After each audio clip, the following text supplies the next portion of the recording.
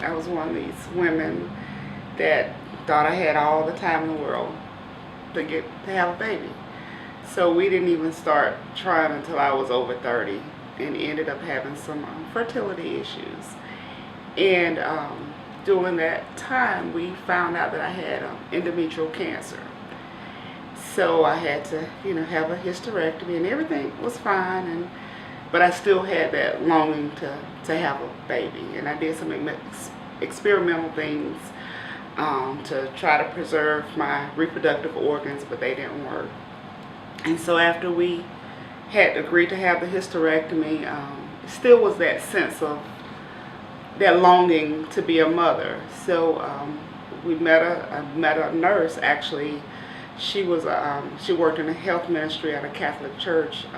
It's considered Dunwoody, and she told me about Catholic social services at the Atlanta Archdiocese, and said they had an African American adoption program. And she gave me a brochure, and I decided to check it out. And my husband and I talked about it, and we, after some long convincing, decided to go that route. We were on the list, I think I told you a year and a half, but it was actually 9 months. We were on the list, and some cases came through. If they have a prospective adoption candidate, they'll say, well, this is what we have. Do you want us to show your portfolio? But because it was open, we did like a scrapbook, a portfolio, and with our family pictures and just bios of family members. And so we would say no. And in October of 2004, Catholic Archdiocese of Louisiana had about 4 African American babies that needed homes, and they reached out to their sister agencies and said, contacted them and said, do you have any African American families on the list? Because they really wanted these babies to go to African American families. And unfortunately, historically, we, as a culture, African Americans don't really adopt outside of the family unit. Usually, if somebody's adopted, it's a relative or grandma has custody of her grandkids, or etc. So they put out an email blast, and our social worker contacted us, said, well, I think this is a good fit. Do you want us to submit your portfolio?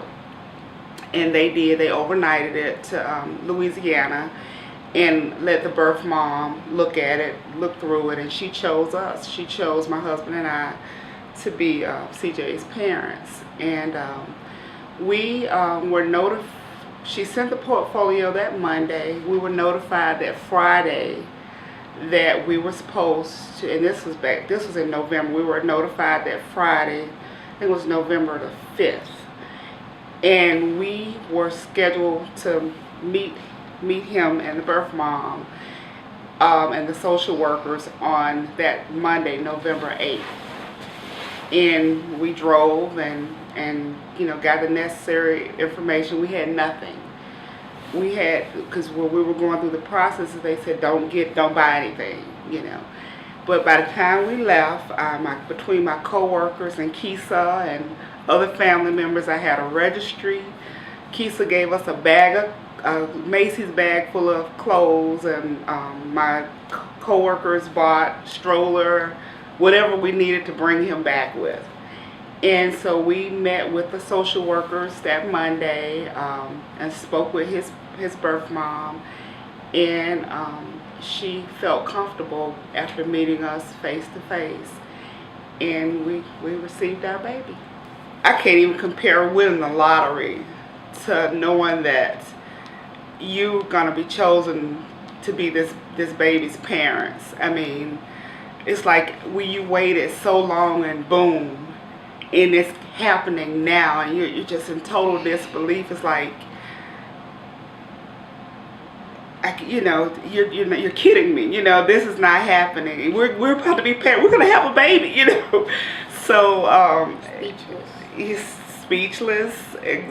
You're just so overwhelmed with emotion because this is your dream come true. And one thing I like to tell people: when you're a kid, you plan, I'm going to get married, I'm going to have a house, I'm going to have X amount of children, but society doesn't prepare you when that doesn't happen.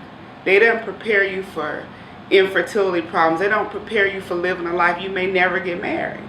So when you have that big house, the husband, and then this is what's missing, nobody prepares you to having a life, that part of your dream being taken away with really no options. Because when you hear cancer, you need a hysterectomy, you know, people say, yeah, you can adopt. And I was angry. I didn't want to hear that.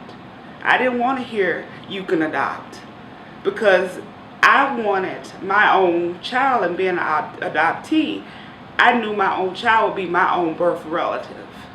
You know, so it had more than just having my own child, but it was having my own birth relative, having somebody that looked like me. You know, so it was just so overwhelming. You call everybody who was anybody and like, where that she chose us, we're getting a baby, we're getting a... Then you hit like, I have nothing. What do I do? You know, and I call my job, that's like, don't worry about it. And when we got back in town, my coworker, like, they had pretty much done the registry. The doctor, they took up money. We had money to go on the road with. I did online. One of the radiologists, I do mammograms. Every day, I think UPS was coming to the house when we got back. And I'm like, I had to like, Dr. Ross, please do not order me anything else. And my husband at the time, he does IT, but the office he was in, we got back that Tuesday from Louisiana, and that Thursday his office had given us a shower.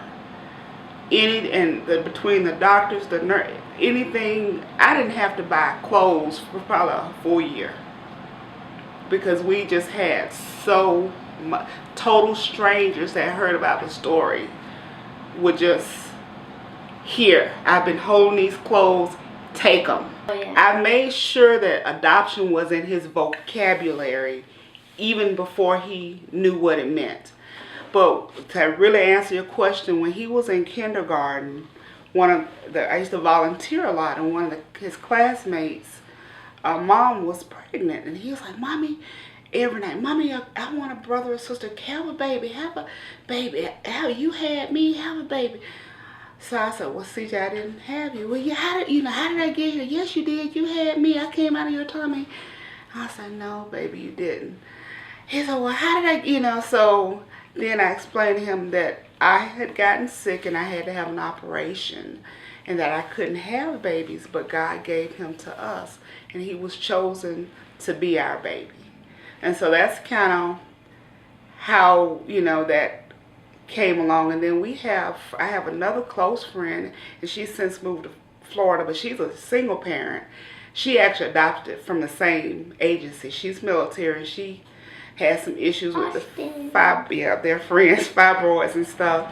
And so she had to have a hysterectomy at a very young age.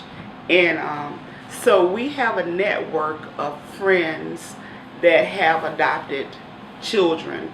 At our church, well, we're not there anymore, but one of the parents, she adopted 3 Caucasian little boys she had for like 3 years, and she adopted them. Justin and Austin. And so that's always been in our vocabulary. It's nothing I ever wanted him to be ashamed of, because the way I found out, I was the family secret. My parents got me at 6 months old, and I was born in 1965. And so I would hear when I was coming up, and we would go to functions, and people would say, oh, that's, my mom's name is Charity. Oh, Charity, that's the baby you raised, or the child you raised, and she's so pretty, And so I would, like, in my mind, it never clicked, but they would always say, that's the child you raised. And even though my relative, immediate family didn't treat me any different, And I'll never forget, I was in high school, and a guy that went to I have an aunt that's a minister that went to her church. He felt the need to tell everybody that I was adopted. And because of people are not educated, this is in the 80s, you would have thought they said I had AIDS. You're adopted? I'm like, I'm the same person. There's nothing different about me. I'm just adopted. My mom just did not birth me. So I never wanted him to be ashamed of that. If there are other kids that are adopted, or just kids in general, what do you think is the most important thing that they need to know about? That your parents, your birth parents love you really a lot, but they had to give you up because they had no choice. They had a lot of stuff going on, so they had to give you up. So if someone were to say, she's not your real mom, what would you say to them?